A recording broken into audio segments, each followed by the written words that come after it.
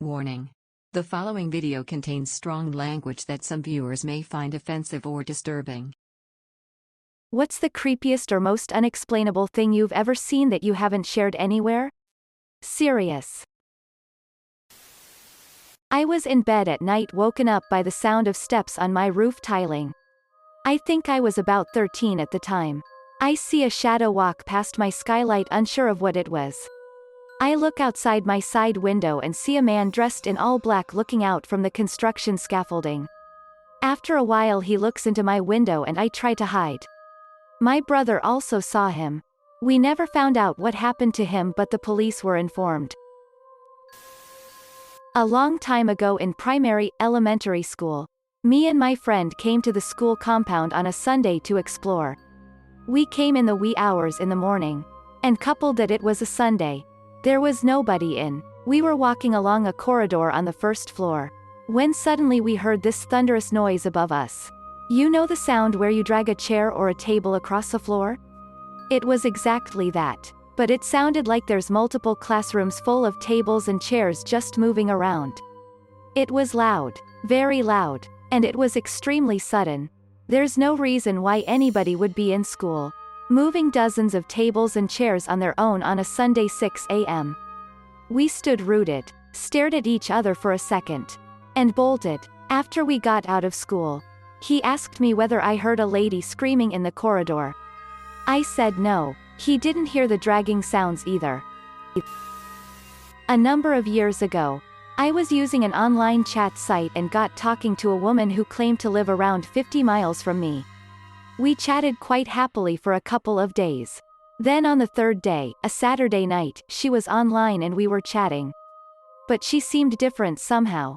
Something just didn't seem right. But I couldn't put my finger on it. She explained that she was drinking and I assumed that this was the reason behind the melancholy. We continued chatting and she put on a cam so I could see her there drinking as we chatted. Over a couple hours of chatting her mood appeared to grow darker and she appeared distressed but was hesitant to elaborate further. She left and returned around 30 minutes later and appeared drunker and more distressed. This time she had a stack of tablets on the table in front of her. She claimed that she couldn't go on and started to take tablet after tablet. I had no idea what this medication was. She was continuing to take more and more tablets and her speech was getting more and more slurred. I was suddenly in a terrible position. Was I seeing someone take their own life on a live stream and totally unable to do anything? All I had was a name and a town, both of which could be false. I made the excuse of needing the toilet and left the room. And took this opportunity to call my local police and explain the situation. The police took what details I knew and I was told to go back and try and keep her talking and try and get further details from her. They sent a plain-clothed officer to my house and whilst I was chatting to her he pulled up the chat logs and history on his laptop. By this time her speech was becoming more and more incoherent and the cam was knocked so it was impossible to see her. Soon the connection was lost. Was this real? Was it fake? I had no idea of knowing. The police officer was during this time on the phone with the station giving them what information he had been able to obtain. He then left leaving me to contemplate. The next evening I got a call from the local police station, who wanted to thank me. The police had managed to trace her through her IP address and had been able to attend. It apparently was a genuine suicide attempt and she had been taken to hospital and was subsequently undergoing treatment. I was 10 riding my bicycle at dusk along the road I lived on, which was parallel to a set of railroad tracks. I moved off the road as a car sped by and a beer bottle came sailing at me from the front passenger seat. I could see two young women turned around laughing at me through the back window. I flipped them off and kept riding. About 30 seconds later, I heard the train slam into them. When I was 20 I visited a town in Italy that has a number of medieval towers that you can climb. My girlfriend didn't want to climb any. So I went up one on my own and was the only person at the time doing so. It was a sunny day when I entered the tower. There was a flight of stairs that wound around the edge of the tower and no windows. Climbing the tower took at the very most 5 minutes. At the top of the stairs there was a ladder and a trapdoor that opened up onto the roof of the tower. When I opened it, I found the weather had changed dramatically and was overcast and threatening. I forget if there was thunder or not. But I was genuinely concerned about lightning. Being at the top of a tall tower in that weather, I cautiously climbed out onto the roof just to have a quick look before going straight down. The roof was surrounded with a sort of metal cage of bars that were clearly intended to prevent anyone jumping off the tower. I heard some thunder and saw electricity arc between some of the bars, not a blinding lightning strike. Just arcing. I decided that the tower was imminently going to be struck and descended as quickly as I could. At the bottom I was surprised to find the weather was again sunny with a clear sky. My girlfriend could tell I was shaken, and was amazed when I told her I thought that maybe there had been lightning. The weather hadn't changed whilst I'd been up the tower. I've started to tell the story a couple of times. But it's just too weird to expect anyone to believe. I have literally no explanation. I'm very much a skeptic when it comes to the paranormal. I'm not religious. And I've had no other weird experiences like this. In short, I'm not your stereotypical spooky things happen to me kind of person. And yet, Edit did a bit of Googling and I'm 90% sure it was the Torre Grossa in San Gimignano. It doesn't have a cage around the top. But there is a metal cage around the bells and I guess that's what I remember. I used to live in a house with 2 roommates. Let's call them Anna and Erica. I lived on the 2nd floor and Anna and Erica lived downstairs. Every night I would hear this thud, coming from downstairs. I would investigate and it always came from Anna's room. I thought it was her doing burpees or working out at night, which seems dumb looking back. I never talked to Erica about it because I thought it was in my head and since I was on the 2nd floor it never really bothered me. Fast forward 2 years and we all move into a new house with another roommate. Anna, Erica, and I live on the same floor upstairs. I start hearing the thud, louder now. I go up to Anna's door and it sounds like she's hitting herself against a wall and whispering and crying or laughing. I also noticed when she left the room she had her sheets all scattered on the floor. I ask my other roommate Erica about it and she says she hears it too. Anna starts staying at her parents' house more often. But every time she comes home we hear the same thud noise. We started asking Anna about it and she makes up excuses like, I was moving furniture, or my porch door was swinging open. After we started questioning her more, she only came to our house maybe 1 a month to pick up some clothes. It was so strange. I never think we'll get an explanation. When my daughter was very young, 3 to 4, we were on a family vacation in a state park lodge. Our room had exposed wood ceiling beams to match the decor, important later. It was supposed to be nap time for my daughter but she was quietly playing by herself and just chatting away and the wife and I were reading on the other bed. Out of the blue my daughter turns to me and asks for a piece of rope. I asked why she needed the rope and she nonchalantly replies, it is for my friend. The purple girl on the ceiling. My wife asks, what friend, and my daughter responds, I've been talking with the little purple girl hanging from that wood up there less than points to the ceiling beam greater than. She asked me for another piece of rope. Needless to say that nap time was over and we quickly exited the room. When I was about 11 or 12 I went with my friend and my younger brother to play football in a park that was in a pretty remote place so there were never many people. Basically 3 or 4 people came dressed in like Victorian-style clothes. Set up a box underneath a tree with big branches. Tied a rope around it. One of them stood there with this noose around his neck and then his friend kicked the box so he was hanging. They took turns doing this.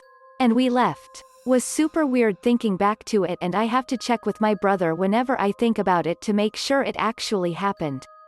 Edit, for people asking, how did they not die? They were taking turns etc.? From what I remember, the box mustn't have been particularly high relative to the length of the rope. So there wasn't much of a drop if any. I don't remember how long they were swinging for but I suppose it must have been between 15 seconds to a minute. Then the friends would put the box back for the one hanging to stand on so they could get down. And someone else would take their place. My brother gave me 2 cats before leaving the house for 6 months. One of the cats could not adjust. She became sad and stopped eating. We tried everything with her, but she eventually passed. One night I woke up to the sound of a cat walking in the room and some meowing. But the other cat had been snuggled up with me. It was a pretty sweet moment, I think. Or maybe due to the stress of her passing I just dreamt it. I don't know lol. When I was 5, me and my identical twin sister both caught scarlet fever. We are from America, but my dad's project had temporarily relocated us to India, and we were not used to the water and food there. We both fell into a coma towards the end of the fever. One day I woke up to my mom and aunt screaming and crying and holding my sister because she was unresponsive and not breathing. They were doing chest compressions, CPR, etc., but nothing was working. I was desperately trying to get their attention because I was young and didn't understand what was going on. I went back in my room to go back to sleep. But in the corner of the room where my sister's bed was, I saw her laying there, breathing fine. I went back out to the living room and realized I was looking at myself in my mom's arms as she tried to revive me. Eventually, I saw my eyes flicker open, and then everything went dark. I woke up a few weeks later in the hospital next to my sister and mom, who ended up catching it because of us. My mom told me I had almost died and they were trying to wake me up but I was unresponsive. So the ambulance took all 3 of us into the ICU. To this day, I am still unsure how I witnessed my almost death. Back when I was 9 or so, me and my friend were having a sleepover.